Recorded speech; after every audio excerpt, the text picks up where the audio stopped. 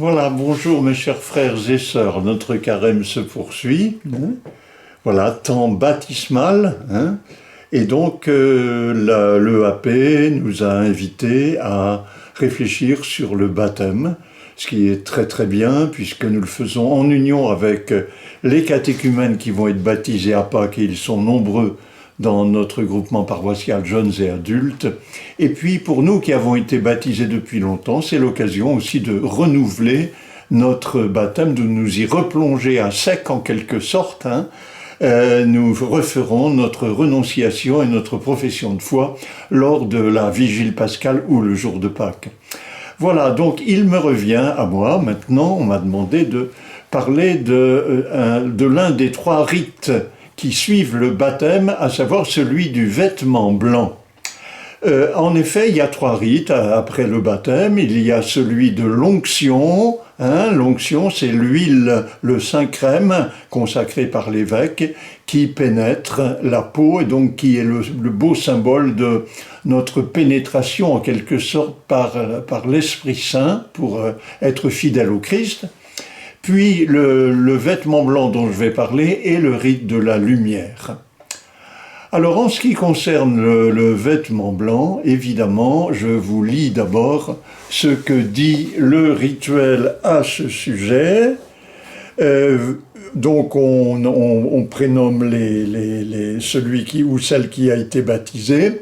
Vous êtes maintenant une créature nouvelle dans le Christ.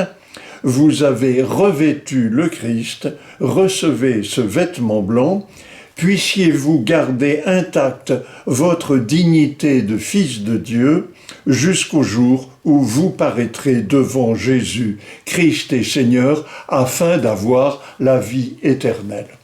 Pour les petits-enfants, on a une formule très très proche, simplement on ajoute que tes parents et tes amis t'aident par leurs paroles et leur exemple à garder intacte la dignité des fils de Dieu pour la vie éternelle. Donc on voit bien le rapport entre ce vêtement blanc et puis bien sûr ce que dit saint Paul dans l'épître aux Galates au chapitre 3. Baptisés en Christ, vous avez revêtu le Christ. En lui, il n'y a plus ni juif, ni grec, ni esclave, ni homme libre, ni l'homme, ni la femme, etc. Vous avez revêtu le Christ. C'est bien la symbolique première de ce vêtement blanc. À l'époque de Paul, il est très probable qu'il n'y avait pas de rite de vêtements blancs lors du baptême. C'était une image qu'il employait, mais les pères de l'Église très très vite se sont mis à commenter ce rite parce que c'est devenu un rite après le baptême. Et donc pratiquement tous les pères de l'Église, qu'ils soient orientaux ou occidentaux, donc qu'ils soient de langue latine ou de langue grecque ou de langue syriaque, tous dans ce qu'on appelle les catéchèses mystagogiques, ces catéchèses par lesquelles, après le baptême, après avoir fait l'expérience du baptême, eh bien, ils permettaient aux catéchumènes de se rappeler ce qu'ils avaient vécu et de le raviver, donc dans laquelle ils expliquaient ce qu'ils avaient reçu lors du baptême de la vigile pascale.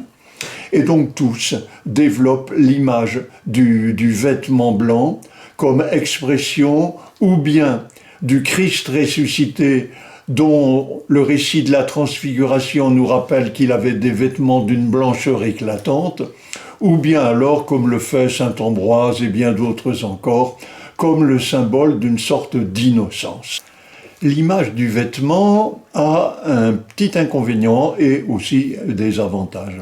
Le petit inconvénient, c'est que le vêtement, ça nous est extérieur. C'est simplement une peau qui nous revêt. Et donc, ça ne donne pas l'idée que nous sommes en quelque sorte imprégnés du Christ, parce que ça reste trop extérieur.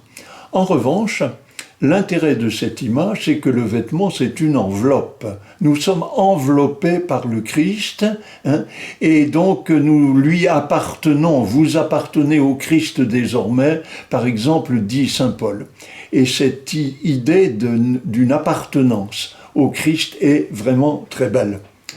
J'ajoute d'ailleurs que ceux que l'on nommait des Christ, c'étaient les chrétiens baptisés, comme le fait par exemple Cyril de Jérusalem. Une fois que vous avez été oint par l'onction de Saint Crème, vous avez été chrismé, donc vous êtes devenus des Christ, et c'est très beau. Alors pour comprendre la portée aussi du vêtement blanc, il faut se rappeler qu'on baptisait essentiellement des adultes, des enfants aussi, mais essentiellement des adultes.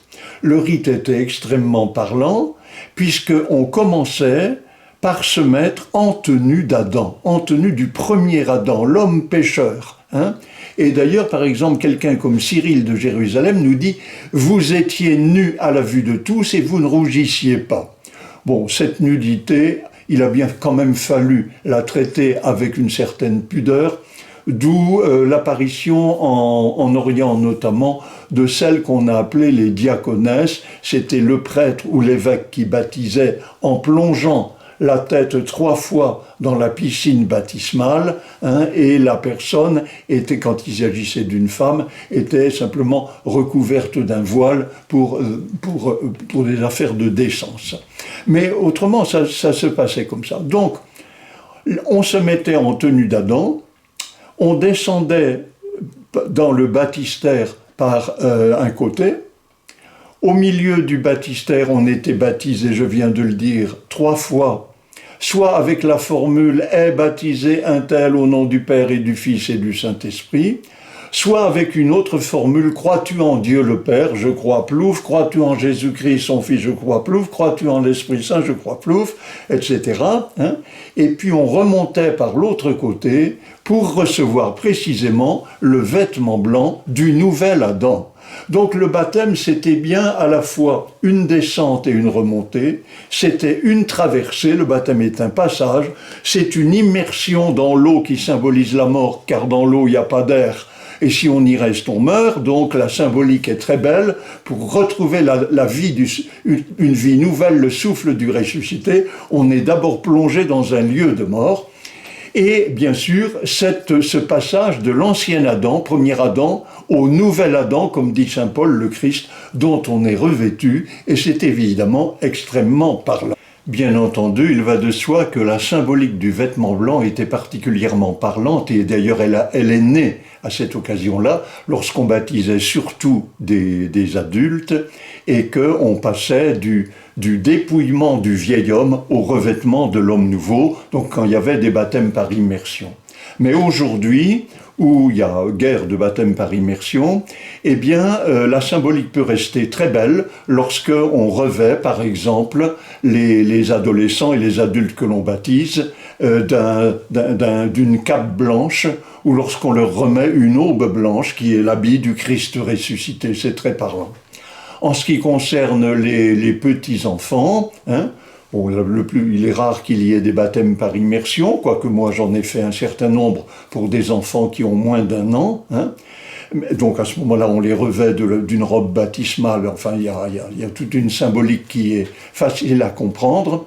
Ou bien, alors, moi je conseille que les parrains et marraines remettent, par exemple, une étole ou une écharpe blanche brodée avec peut-être la date du baptême que l'enfant plus tard pourra conserver, quand il sera plus grand bien sûr, comme souvenir de son baptême. Ça peut être très beau.